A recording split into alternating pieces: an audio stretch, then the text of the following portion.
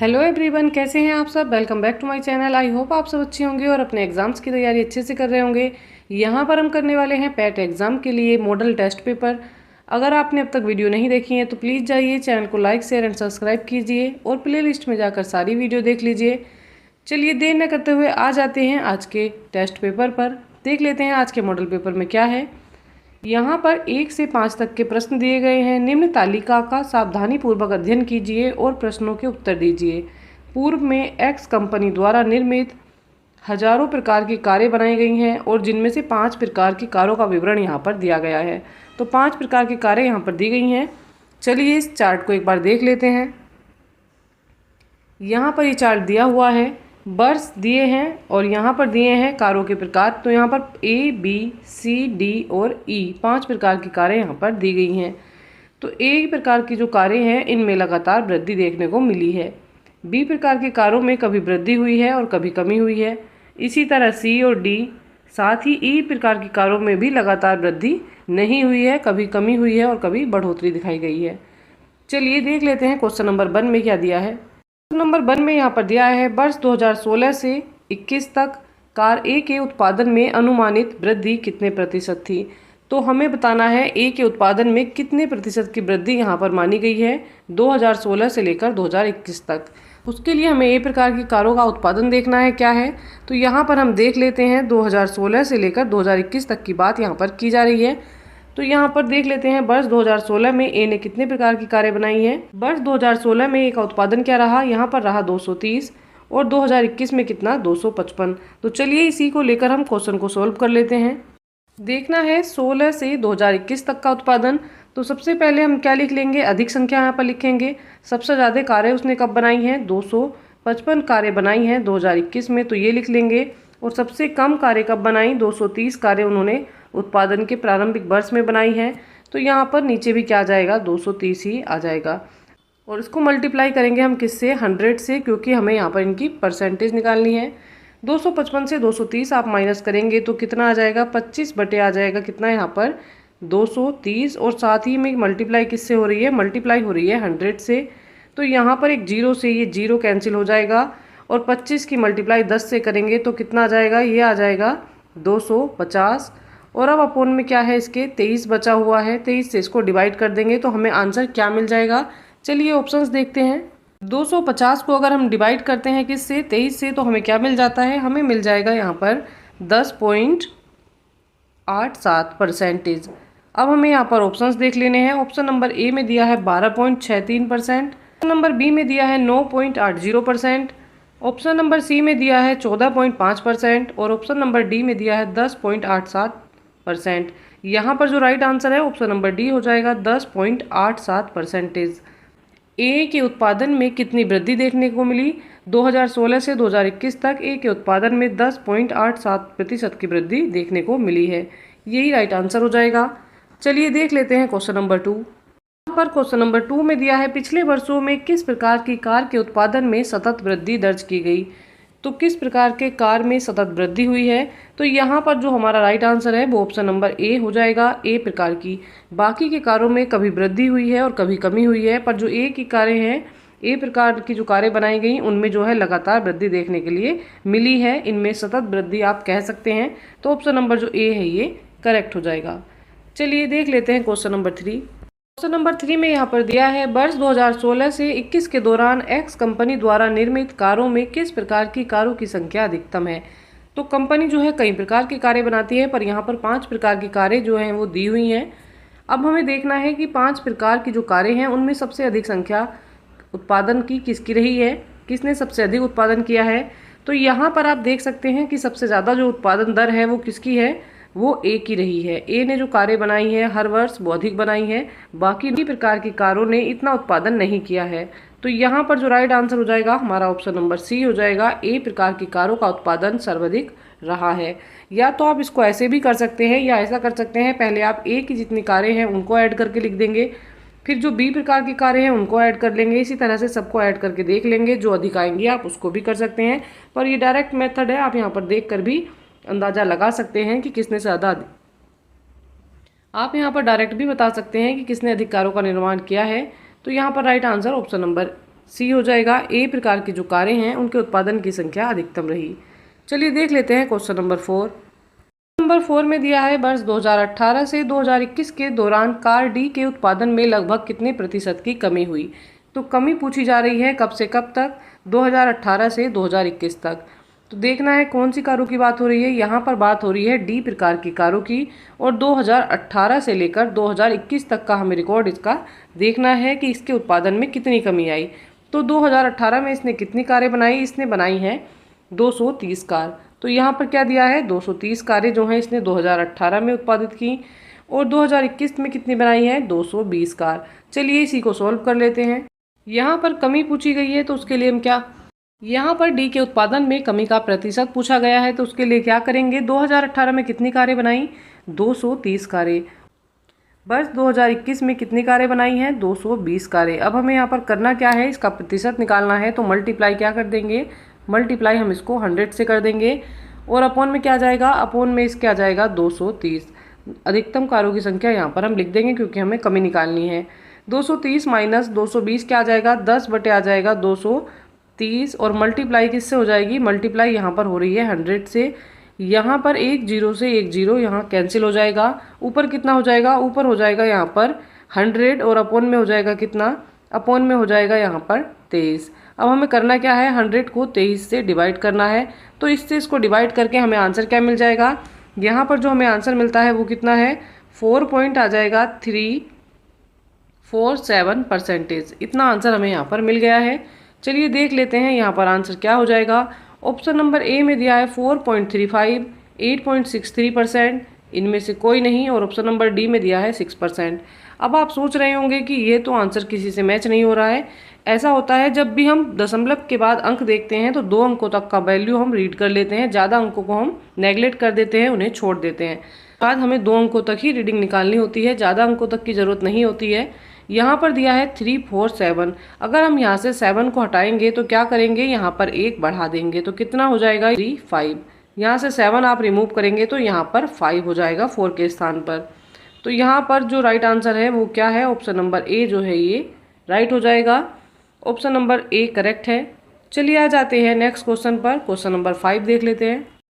Question number 5 में यहाँ पर दिया है वर्ष 2016 में कार ई का उत्पादन वर्ष 2019 में कार बी के उत्पादन का लगभग कितने प्रतिशत था। तो ई का उत्पादन वर्ष 2019 में कार बी के उत्पादन का कितने प्रतिशत था ये बताना है। तो यहाँ पर हमें करना क्या है, देख लेना है 2016 में ई का उत्पादन और वर्ष 2019 में बी का उत्पादन। तो 2016 में हमें देखना है ई का उत्पादन कितना था, ये था यहाँ पर 115। ई बराबर आप लिख लेंगे 115 और बी का देख लेंगे, बी बराबर कितना आ जाएगा, बी का देखना है 2019 का, बी बराबर कितना है 2019 में बी ने कितनी कारों का निर्माण किया है 215। यहाँ अपना हो जाएगा 215 हो जाएगा। चलिए इसको सोल्व कर लेते हैं।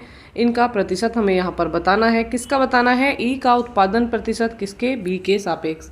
तो कितना हो जाएगा, चलिए सोल्व करते हैं। इसको कैसे लिखेंगे, 115 बटे 215 और मल्टीप्लाई किससे करेंगे 100 से करेंगे क्योंकि यहाँ पर हमें इसका प्रतिशत भी निकालना है। तो यहाँ पर इनको कैलकुलेट करके क्या आंसर मिल जाएगा, यहाँ पर इसको कैलकुलेट करके क्या मिलेगा 53.488% जो है हमें ये आंसर मिल गया है। हम यहाँ पर 2 अंकों तक या 1 अंक तक ही आंसर निकालेंगे तो कितना ले लेंगे, यहाँ पर हम नेगलेक्ट कर देंगे तो आंसर हमें क्या मिल जाएगा, ये मिल जाएगा 53.4 की जगह पर यहाँ पर क्या हो जाएगा, यहाँ पर हो जाएगा 5। हमारा राइट आंसर हो जाएगा 53.5%। चलिए ऑप्शंस यहाँ पर हम देख लेते हैं। ऑप्शन में क्या दिया है, यहाँ पर जो ऑप्शन नंबर सी है ये करेक्ट हो जाएगा, सी इज़ द राइट आंसर। चलिए आ जाते हैं नेक्स्ट क्वेश्चन पर। क्वेश्चन नंबर 6 में यहाँ पर दिया है निम्न चार्ट एक पुस्तक के प्रकाशन में किए गए खर्च का प्रतिशत विवरण दर्शाता है। पाई चार्ट का अध्ययन कीजिए और उस पर आधारित प्रश्नों का उत्तर यहाँ पर हमें देना है। तो चलिए पाई चार्ट को देखकर क्वेश्चन को सॉल्व कर लेते हैं। देखते हैं क्वेश्चन नंबर 1 में क्या दिया है। यहाँ पर बात की जा रही है संवर्धन लागत पर किए गए खर्च के अनुरूप खंड सेक्टर का केंद्रीय कोण ज्ञात करना है। तो केंद्रीय कोण किसका निकालना है, यहाँ पर हमें केंद्रीय कोण निकालना है सेक्टर का। चलिए कैसे करेंगे इसको, संवर्धन लागत हमें यहाँ पर देख लेनी है। संवर्धन लागत कितने % है वो देखनी है। तो संवर्धन लागत जो है ये यहाँ पर कितने प्रतिशत है, ये है 5%। तो सोल्व करते हैं, कैसे करेंगे। यहाँ पर लागत जो है 5% है, बटे में क्या रखेंगे आप, 100 रखेंगे, क्योंकि परसेंटेज आपको यहाँ पर निकालनी है। एंगल निकालना है और केंद्रीय एंगल की बात हो रही है तो पूरा एंगल लेंगे हम 360 डिग्री का। यहाँ पर 0 से 0 कैंसिल हो जाएगा। आप इसको सोल्व भी कर सकते हैं। ये किससे कैंसिल हो जाएगा, ये 2 से हो जाएगा, 2 पंजे 10 हो जाएगा और यहाँ पर हो जाएगा 2 एकम 2, यहाँ पर 1 बचेगा, 2 अट्ठे 16 हो जाएगा। ये कितना हो जाएगा, 18 पंजे 90 हो जाएगा। यहाँ पर 5 आ जाएगा। 5 से आप करेंगे तो 18 पंजे 90 होता है, यहाँ पर आ जाएगा 18 आ जाएगा। यहाँ पर आंसर आ जाएगा हमारा 18%। संवर्धन लागत का केंद्रीय कोण कितना आ जाएगा, ये आ जाएगा 18%। चलिए ऑप्शंस देख लेते हैं। ऑप्शन नंबर ए में दिया है 25, बी में दिया है 18, सी में दिया है 8 और ऑप्शन नंबर डी में दिया है 12। यहाँ पर right answer option number B हो जाएगा 18। यहाँ पर right answer option number B हो जाएगा 18 डिग्री। संवर्धन लागत जो है वो हमारी कितनी निकल कर आ गई है, वो आ गई है हमारी 18 डिग्री। चलिए आ जाते हैं नेक्स्ट क्वेश्चन पर। क्वेश्चन नंबर 7 देखते हैं, देख लेते हैं। क्वेश्चन नंबर 7 में क्या कहा जा रहा है। यहाँ पर कहा जा रहा है पुस्तक का जो मूल्य है लागत मूल्य से 20% ऊपर अंकित किया गया है। यदि पुस्तक का अंकित मूल्य 160 रुपये है तो पुस्तक की एक प्रति के उपयोग में किए गए कागज की लागत बतानी है। तो कागज की लागत यहाँ पर निकालनी है, से 20% ऊपर अंकित किया गया है। तो यहाँ पर हमें क्या निकालना है, कागज की लागत क्या है एक प्रति बनाने में। तो कागज की लागत हमें यहाँ पर निकाल लेनी है। वो कितना दिया है, ये दिया है 160 रुपये और जो लागत है वो कितनी है, वो है 30%। तो यहाँ पर हम डिवाइड किससे करेंगे, 30 से डिवाइड करेंगे, क्योंकि लागत जो है वो 30% आई है। और यहाँ पर बात की जा रही है कि अंकित मूल्य 20% ऊपर अंकित किया गया है। मान लीजिए अंकित मूल्य हमने 100 रुपये माना और यहाँ पर कितना अंकित किया गया है, अधिक, 20% अधिक। तो ये कितना हो जाएगा, ये हो जाएगा 120। तो हम यहाँ पर अंकित मूल्य क्या मानकर चल रहे हैं, वो हम मान रहे हैं 120। यहाँ पर 120 को 30 से डिवाइड करेंगे और इस क्वेश्चन को हम यहाँ पर सोल्व करेंगे। यहाँ पर हमें क्या मिल जाएगा, यहाँ पर मिल जाएगा 160 और अपोन में कितना आ जाएगा, यहाँ पर आ जाएगा, अगर हम 120 को 30 से डिवाइड करते हैं तो आ जाएगा यहाँ पर 4 से आप 160 को डिवाइड कर देंगे तो क्या मिल जाएगा, और 0 ऐसे का ऐसे ही रह जाएगा। तो हमें क्या मिल जाएगा, जो एक प्रति की लागत आई है वो कितनी आई है, वो आई है 40 रुपये। तो राइट आंसर हो जाएगा 40 रुपये। ऑप्शन नंबर जो ए है ये हमारा यहाँ पर करेक्ट हो जाएगा, A is the right answer. चलिए देख लेते हैं नेक्स्ट क्वेश्चन। क्वेश्चन नंबर 16 देख लेते हैं। यहाँ पर क्या दिया है, जैन का सबसे महत्वपूर्ण मौलिक सिद्धांत है। तो जैन का सबसे महत्वपूर्ण मौलिक सिद्धांत इन्होंने क्या माना है। ऑप्शन नंबर ए में दिया है वैराग्य, ऑप्शन नंबर बी देखते हैं, ऑप्शन नंबर बी में दिया है कर्म, ऑप्शन नंबर सी में दिया है अहिंसा और ऑप्शन नंबर डी में दिया है निष्ठा। यहाँ पर right answer option number C हो जाएगा। जैन धर्म के प्रमुख महावीर स्वामी ने अहिंसा को मौलिक सिद्धांत के रूप में स्थापित किया। तो किसने स्थापित किया था, ये महावीर स्वामी ने किया था, और किसके रूप में, अहिंसा के रूप में। ऑप्शन नंबर जो सी है ये करेक्ट हो जाएगा। चलिए देख लेते हैं नेक्स्ट क्वेश्चन। दिया है निम्नलिखित में से किस शासक के दरबार में बहुत से विद्वानों को नवरत्न के रूप में अलंकृत किया गया था। ऑप्शन नंबर ए में दिया है श्रीगुप्त, बी में दिया है चंद्रगुप्त द्वितीय, ऑप्शन नंबर सी में दिया है इनमें से कोई नहीं और डी में यहाँ पर दिया है समुद्रगुप्त। यहाँ पर जो राइट आंसर है वो ऑप्शन नंबर बी हो जाएगा, चंद्रगुप्त द्वितीय। चंद्रगुप्त द्वितीय ने कालिदास को अपने प्रमुख नवरत्नों में नियुक्त किया था और इन्होंने ही अपने दरबार में बहुत से विद्वानों को नवरत्न के रूप में अलंकृत किया। ऑप्शन नंबर जो बी है ये करेक्ट हो जाएगा। चलिए आ जाते हैं नेक्स्ट क्वेश्चन। क्वेश्चन नंबर 18 देख लेते हैं। यहाँ पर बात की जा रही है दिल्ली सल्तनत के निम्नलिखित राजवंशों में से किसने सबसे कम अवधि तक शासन किया। तो किसने सबसे कम अवधि तक शासन किया। ऑप्शन नंबर ए में दिया है सैयद, बी में दिया है खिलजी, सी में दिया है लोधी और डी में दिया है तुगलक। यहाँ पर राइट आंसर हो जाएगा option number B, Khilji. Khilji वंश ने सबसे कम समय तक जो है यहाँ पर शासन किया। जो समय रहा शासन का वो कितना रहा, 1290 से इनका समय रहा 1320 तक। इन्होंने 1320 तक शासन किया, केवल 30 वर्षों तक इन्होंने शासन किया। यहाँ पर बात की जा रही है सैयद वंश की। चलिए इनका शासनकाल भी जान लेते हैं। 1414 से लेकर इनका कब तक रहा है, 1451 तक जो है इनका शासनकाल रहा। अब आगे देख लेते हैं यहाँ पर लोधी वंश। तो लोधी वंश का जो शासनकाल रहा ये रहा 1452 से लेकर 1526 तक। इनका शासनकाल कितना रहा, 1452 से 1526 तक लोधी वंश का शासनकाल रहा। और यहाँ पर अंत में देख लेते हैं तुगलक वंश। तो तुगलक वंश का जो शासनकाल था वो कितना था, 1320 से लेकर इन्होंने शासन किया कब तक, इन्होंने शासन किया है 1414 तक। तो सबसे कम जो शासनकाल रहा वो खिलजी वंश का रहा। ऑप्शन नंबर जो बी है ये करेक्ट हो जाएगा। देख लेते हैं क्वेश्चन नंबर 19। देख लेते हैं क्वेश्चन नंबर 19। डलहौजी ने भारत में ब्रिटिश साम्राज्य के लिए रिक्त स्थान अवध को कब्जे में लिया। तो इन्होंने अवध को कैसे कब्जे में ले लिया, चलिए ऑप्शंस देखते हैं। ऑप्शन नंबर ए में दिया है राज्य में अव्यवस्था के माध्यम से, सहायक संगठन की नीति के माध्यम से। ऑप्शन नंबर सी में दिया है युद्ध छेड़कर, और ऑप्शन नंबर डी में दिया है हड़प नीति के माध्यम से। यहाँ पर right answer option number D हो जाएगा। हड़प नीति के तहत डलहौजी ने अवध पर कुशासन का आरोप लगाकर अवध को अपने कब्जे में ले लिया। ऑप्शन नंबर जो डी है ये करेक्ट हो जाएगा। देख लेते हैं क्वेश्चन नंबर 20। यहाँ पर दिया है हड़प्पा के एक बंदरगाह का नाम लिखिए। हड़प्पा के एक बंदरगाह का नाम बताना है, चलिए ऑप्शंस देखते हैं। ऑप्शन नंबर ए में दिया है महास्थानगढ़, बी में दिया है लोथल, सी में दिया है नागपट्टनम और डी में दिया है सिकंदरिया। यहाँ पर right answer option number B हो जाएगा, लोथल। हड़प्पा का जो एक प्रमुख बंदरगाह है वो है लोथल, गुजरात में स्थित है। ऑप्शन नंबर जो बी है ये करेक्ट है। चलिए देख लेते हैं क्वेश्चन नंबर 21। क्वेश्चन नंबर 21 में दिया है आंदोलन के दौरान रिक्त स्थान बंगाल में तिरंगा झंडा लाल, हरा और पीला डिजाइन किया गया था। तो कौन से आंदोलन के दौरान तिरंगे झंडे को लाल, हरा और पीला डिजाइन किया गया। नंबर ए में दिया है स्वदेशी, बी में दिया है खिलाफत, ऑप्शन नंबर सी में दिया है सविनय अवज्ञा और डी में दिया है दांडी मार्च। यहाँ पर जो राइट आंसर है वो क्या हो जाएगा, यहाँ पर राइट आंसर हो जाएगा ऑप्शन नंबर ए। स्वदेशी आंदोलन के दौरान बंगाल में तिरंगा झंडा जो है लाल, हरा और पीला डिजाइन किया गया। बंगाल विभाजन के विरोध में यह आंदोलन जो है शुरू हुआ था। ऑप्शन नंबर जो ए है ये करेक्ट है। चलिए देख लेते हैं क्वेश्चन नंबर 22। क्वेश्चन नंबर 22 में दिया है खलीफा की अस्थायी शक्तियों की रक्षा के लिए मार्च में बॉम्बे में एक खिलाफत समिति का गठन किया गया था। चलिए ऑप्शंस देखते हैं। नंबर ए में दिया है 1909, बी में दिया है 1919, ऑप्शन नंबर सी में दिया है 1931 और ऑप्शन नंबर डी में दिया है 1930।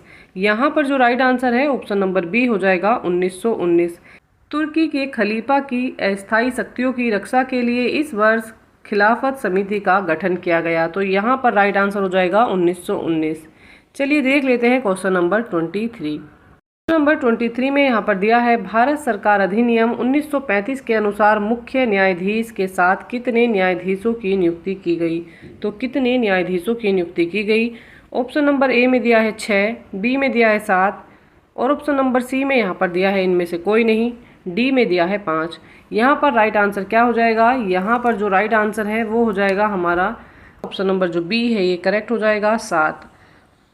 भारत में पहला उच्च न्यायालय कोलकाता में 1974 में स्थापित किया गया और इसमें कितने न्यायाधीशों की नियुक्ति की गई।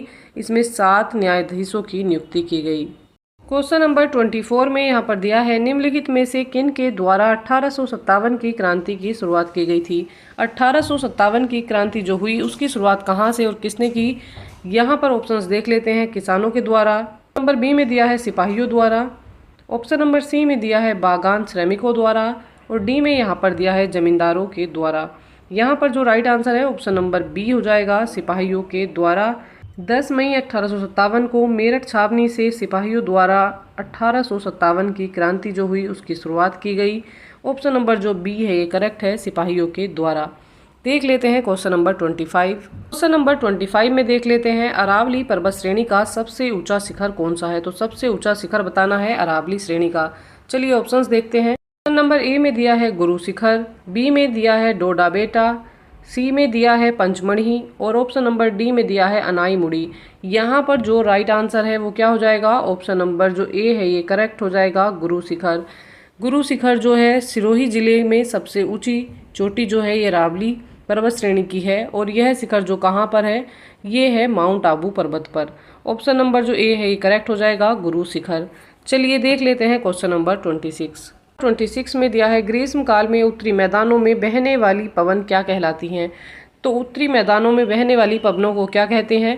ऑप्शन नंबर ए में दिया है लू, बी में दिया है काल बैसाखी, सी में दिया है मैंगो सावर और ऑप्शन नंबर डी में दिया है व्यापारिक पवनें। यहाँ पर राइट आंसर हो जाएगा ऑप्शन नंबर ए लू। ग्रीष्म काल में उत्तरी मैदानों में बहने वाली पवनों को लू कहा जाता है। यहाँ पर जो राइट आंसर है ऑप्शन नंबर ए हो जाएगा।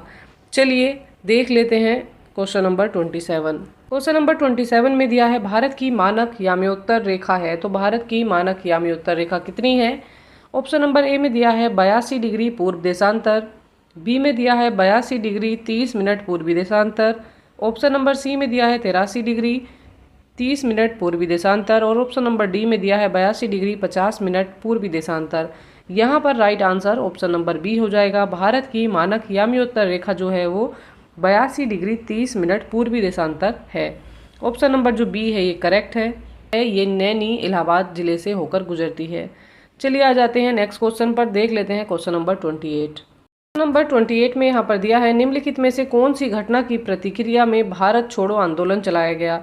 तो किस घटना की प्रतिक्रिया में भारत छोड़ो आंदोलन चलाया गया? ऑप्शन नंबर ए में दिया है Simon commission report, cabinet mission plan के अंतर्गत, ऑप्शन नंबर सी में दिया है Wavell plan, option number D में दिया है क्रिप्स मिशन की विफलता। यहाँ पर जो राइट आंसर है वो ऑप्शन नंबर डी हो जाएगा, क्रिप्स मिशन की विफलता। ऑप्शन नंबर जो डी है ये करेक्ट है। देख लेते हैं क्वेश्चन नंबर 29। क्वेश्चन नंबर 29 में दिया है कौन सा सबसे ऊंचा भारतीय शिखर है? तो बात हो रही है यहाँ पर भारतीय शिखर की। ऑप्शन नंबर ए में दिया है K10, बी में दिया है कंचनजंगा, सी में दिया है कामेत और डी में दिया है नंदा देवी। ऑप्शन नंबर जो बी है ये करेक्ट हो जाएगा। सबसे ऊंचा भारतीय शिखर जो है ये कंचनजंगा है। इसकी समुद्र तल से ऊंचाई कितनी है? इसकी समुद्र तल से ऊंचाई जो है ये 8,586 मीटर है। राइट आंसर क्या है यहाँ पर? Option number B Kanchenjunga. चलिए देख लेते हैं नेक्स्ट क्वेश्चन, क्वेश्चन नंबर 30। नई शिक्षा नीति को सामान्यतः विकास के नाम से जाना जाता है, किस मॉडल के रूप में इसको जानते हैं? चलिए बताना है किस मॉडल के रूप में इसको जानते हैं। ऑप्शन नंबर ए में दिया है LPG, बी में दिया है CNG, ऑप्शन नंबर सी में दिया है LNG और ऑप्शन नंबर डी में दिया है PNG। यहाँ पर right answer option number A हो जाएगा LPG। LPG को लिबरलाइजेशन, प्राइवेटाइजेशन और ग्लोबलाइजेशन के नाम से भी जाना जाता है। प्रैक्टिस सेट वाली क्लास यहीं पर कंप्लीट हो जाती है। ये मॉडल टेस्ट पेपर हम कर रहे थे पैट एग्जाम के लिए। अच्छी तैयारी के लिए हमारे साथ बने रहिएगा। बाकी के प्रैक्टिस सेट हम आगे की क्लासों में करने वाले हैं।